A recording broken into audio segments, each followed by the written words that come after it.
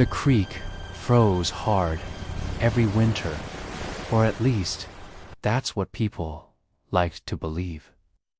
From a distance, it looked solid, a long silver ribbon cutting through my land, edged by cattails, locked stiff with ice and snow.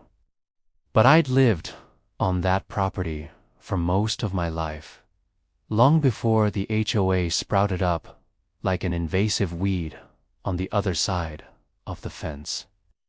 I knew that creek the way you know an old scar on your body. I knew where the water ran fast underneath, where springs bubbled up from below, where the ice stayed thin no matter how cold the nights got. And I knew one other thing: Karen was going to try to drive over it. The HOA had been a problem since the first week they moved in. They bought the land uphill from me, carved it into neat little lots, slapped on identical houses, and immediately decided everything around them existed for their convenience. My dirt access road became their emergency exit. My fence line became an eyesore. My creek, which had been there longer than any of us, became a seasonal nuisance blocking traffic flow. Karen appointed herself the voice of all these complaints. She was president of the HOA, head of the safety committee, and apparently the self-declared authority on land she did not own. At first, she came with letters, long, smug emails full of bold text and legal-sounding phrases copied straight from the internet. She claimed the creek crossing on my land was unsafe, that I was obligated to install a bridge for community access. I ignored her.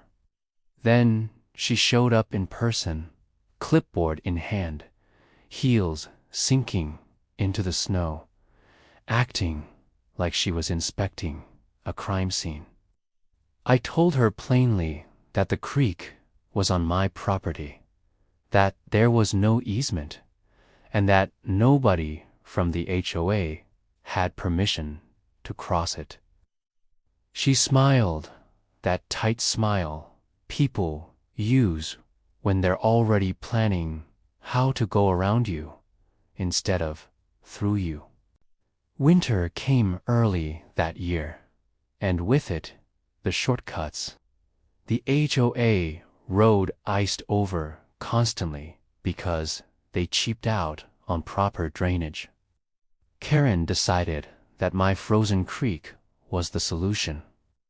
She stood at the edge one afternoon with two other board members, pointing and nodding, talking about how solid it looked.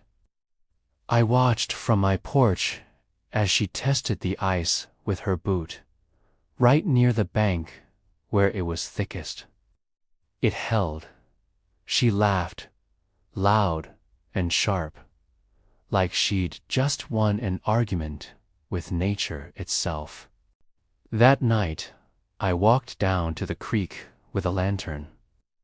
The moon was bright, the cold biting enough to sting my lungs. I didn't touch the ice where it was strong. I went straight to the narrow bend where the current curled faster, where the water never truly slept. The ice there was deceptive, covered with snow, smooth and unbroken on top. I cleared the snow carefully and drove wooden stakes into the banks on either side, tying bright orange survey tape between them. I set up small reflective markers and a sign that read, in clear block letters, "Weak ICE, no crossing." I wasn't trying to trick anyone. I was doing exactly what I'd done every winter since I bought the place, marking the danger. The next morning, Karen was furious.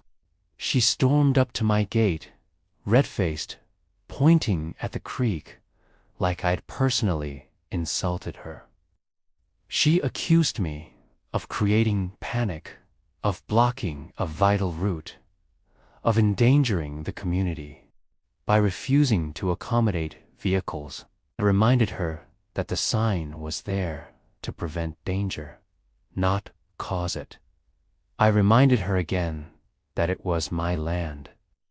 She scoffed and said she'd handle it. That was Karen's favorite phrase, and it never meant anything good. 2 days later, I heard engines, not one, but several. Karen was in front, driving her oversized SUV, the kind bought more for status than function. She stopped near the edge, got out, and tore down the sign. I watched her toss it into the snow like trash. She waved at the others, laughing, pointing at the ice. From where she stood, it looked flawless, untouched, strong. The key, she didn't bother looking at the markers farther down, didn't bother thinking about why someone who'd lived there for decades might know more than she did. She got back into her SUV, revved the engine, and eased onto the ice. For a few seconds, nothing happened.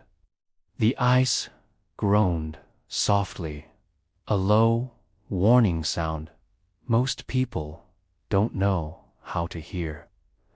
The tires rolled forward, slow and confident.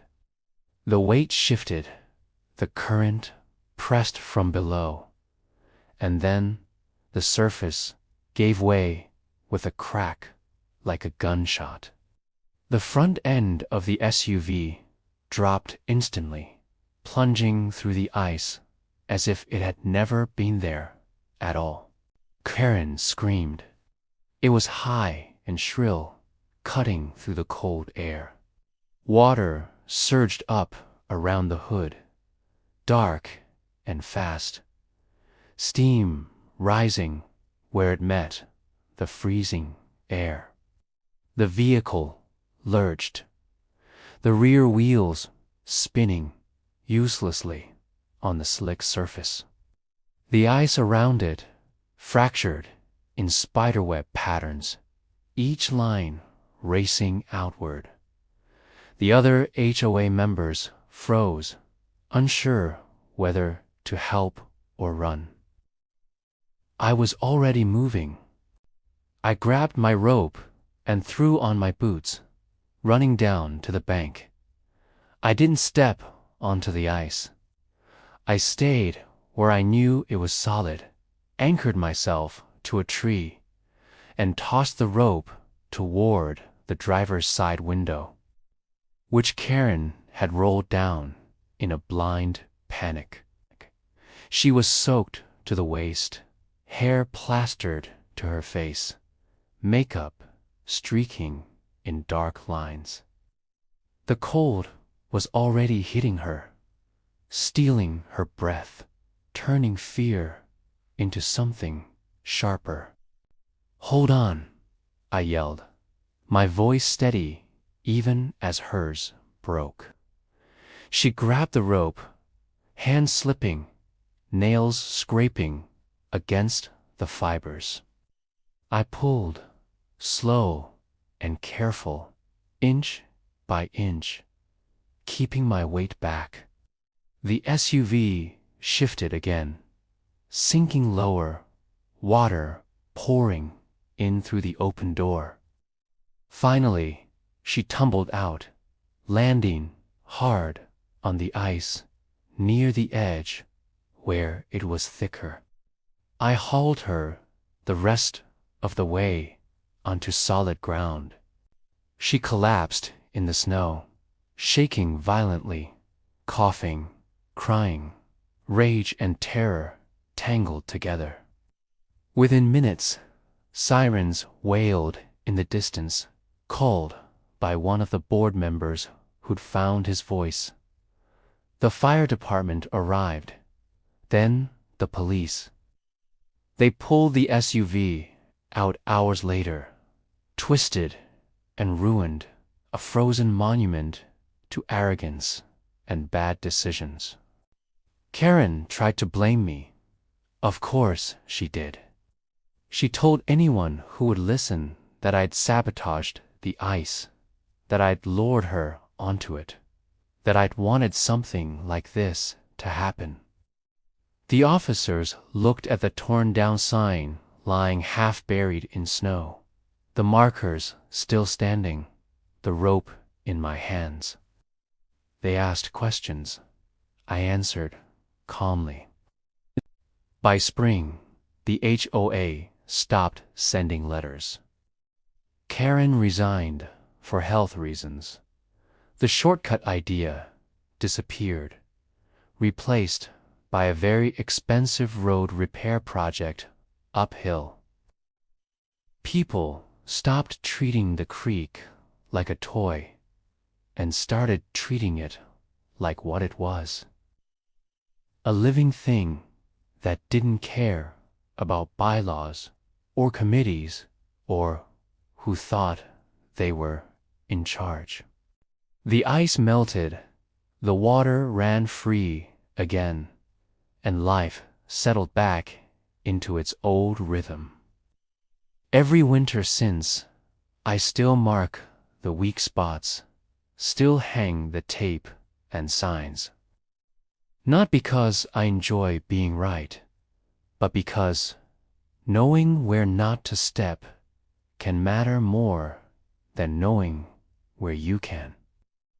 And every time the creek freezes over, smooth and silent, I remember the sound it made when it broke, and the lesson it taught to someone who thought the world would always hold her weight just because she expected it to.